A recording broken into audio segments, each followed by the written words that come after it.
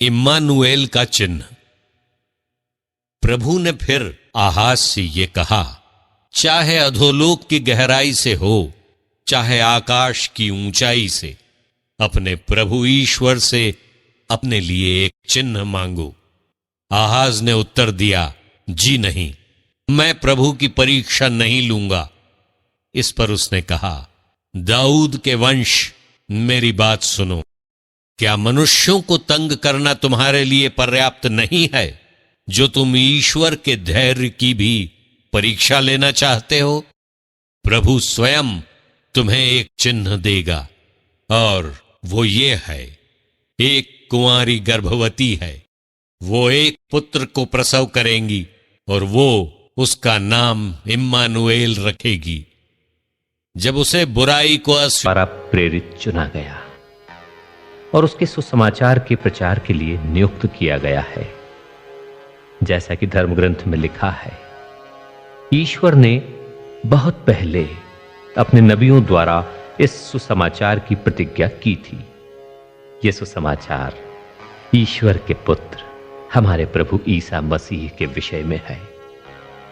वो मनुष्य के रूप में दाऊद के वंश में उत्पन्न हुए और मृतकों में से जी उठने के कारण पवित्र आत्मा द्वारा सामर्थ्य के साथ ईश्वर के पुत्र प्रमाणित हुए।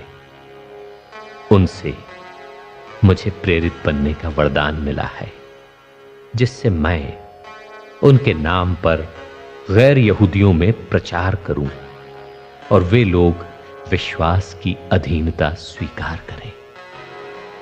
उनमें आप लोग भी हैं, जो ईसा मसीह के समुदाय के लिए चुने गए हैं।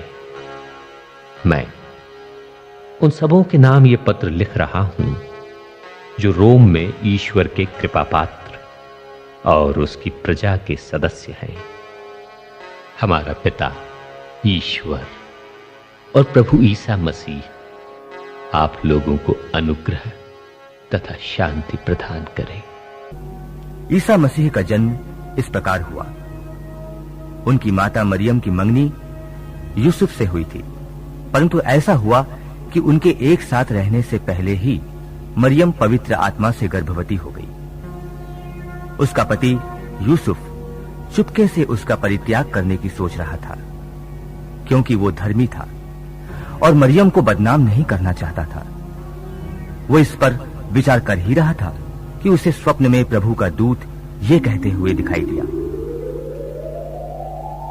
यूसुफ, दाऊद की संतान, अपनी पत्नी मरियम को अपने यहां लाने में नहीं डरें, क्योंकि उनके जो गर्भ है वो पवित्र आत्मा से है।